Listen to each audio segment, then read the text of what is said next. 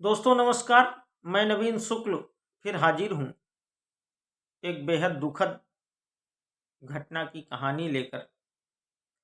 मित्रों, शुक्रवार की शाम कानपुर में एक ऐसी दुखद घटना हुई जिसने होली के सारे रंग उन 4 परिवारों के लिए फीके कर दिए।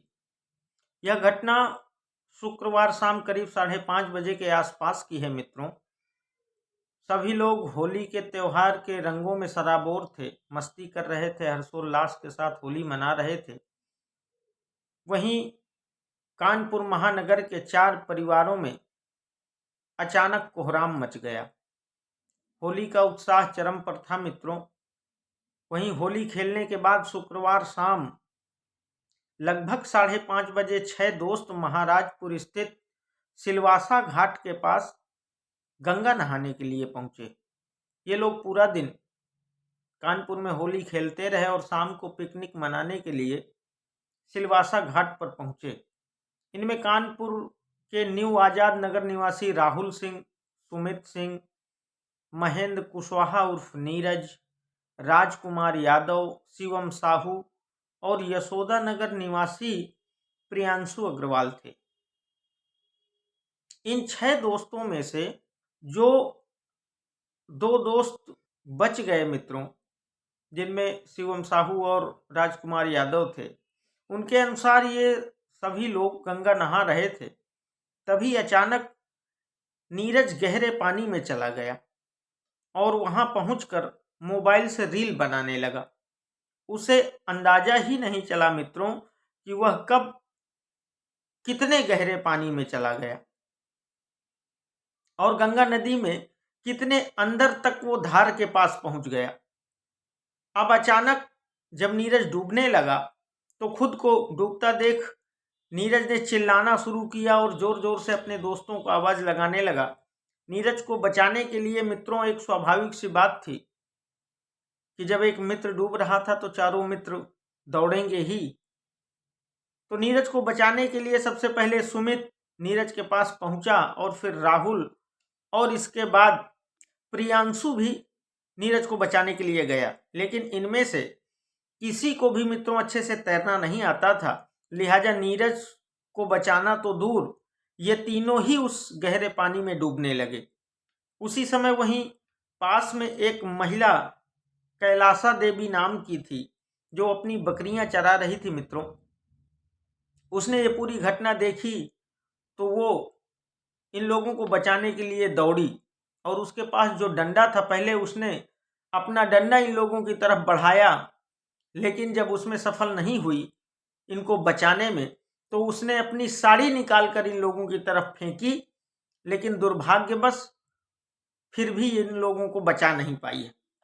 इसके बाद मित्रों इनके दोस्तों ने घर में फोन करके सूचित किया, फिर पुलिस को सूचना दी गई, पुलिस आई। मित्रों, पुलिस ने देर शाम तक स्टीमर से 20 किलोमीटर तक तलाश की। घटना स्थल पर पहुंचे डीसीपी श्रवण कुमार ने बताया कि अंधेरा होने के कारण सर्च ऑपरेशन को रोकना पड़ा। पुलिस के मुताबिक ये सभी दोस्त बाइक से ढोढ़ी घाट के बगल में सिलवासा घाट पहुंचे थे, जहां गंगा की गहराई बहुत अधिक है। शनिवार सुबह से ही एनडीआरएफ की टीम लगातार सर्च ऑपरेशन में जुटी है।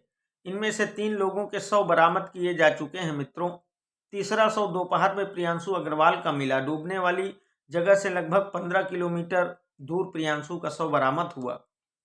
पीएसी के गोताखोर भी इन युवकों की तलाश में जुटे हुए हैं।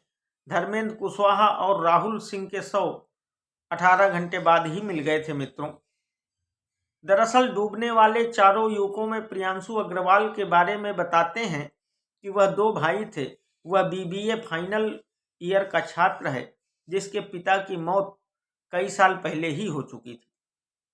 महेंद्र कुशवाहा भी 2 भाई हैं। बड़े भाई धर्मेंद्र ने बताया कि वह पेटीएम में नौकरी करता था। राहुल सिंह के बड़े भाई सोनू सिंह ने भी बताया कि राहुल भी पहले पेटीएम में नौकरी किया करता था, आजकल उसने नौकरी छोड़ दी थी और घर में ही रह रहा था।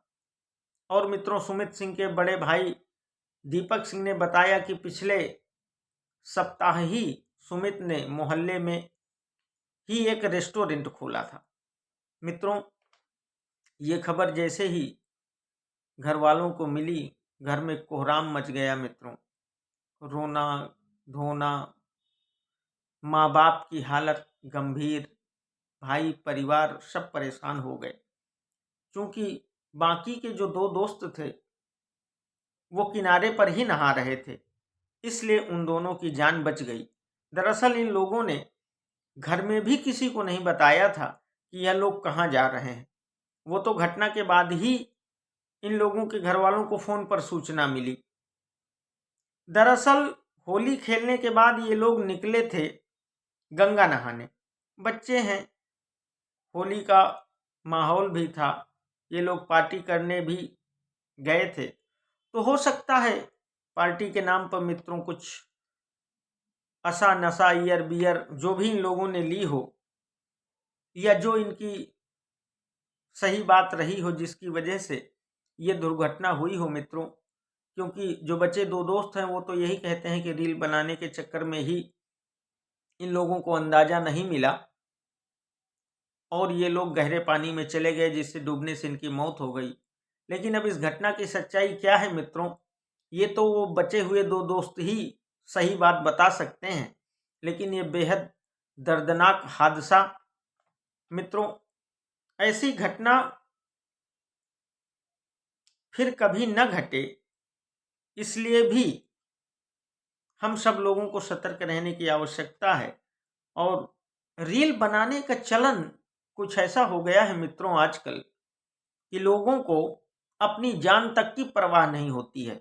आप देखिए, कभी कोई गंगा नदी में नहाते हुए रील बना रहा है, कोई चलती ट्रेन में लटक कर रील बना रहा है, कोई पेड़ में चढ़ के रील बना रहा है, कोई पटरी में लेट कर रील बना रहा है, कोई कुछ कर रहा है। मित्रों, इतना जुनून और इतना ये बेवकूफ़ी भरा कार्य क्यों? जब जिंदगी ही नहीं रहेगी तो ये रील, ये पॉपुलैरिटी, ये चीजें आपके किस मतलब की रहेंगी? बच्चों को कभी ये बात समझ में नहीं आती है कि उनके क्रियाकलापों से माँ बाप के ऊपर क्या गुजरती है, परिवार के ऊपर क्या गुजरती है। अब आप कल्पना करके देखिए कि इन 4 बच्चों के घर वालों की आज क्या हालत होगी, इनके माँ बाप की क्या हालत होगी। पूरी जिंदगी का जख्म दे दिया इन बच्चों ने। जब कभी होली आएगी तो उन चारों परिवारों में ये टीस, ये दर्द शायद हर साल इतना ही ज्यादा होगा।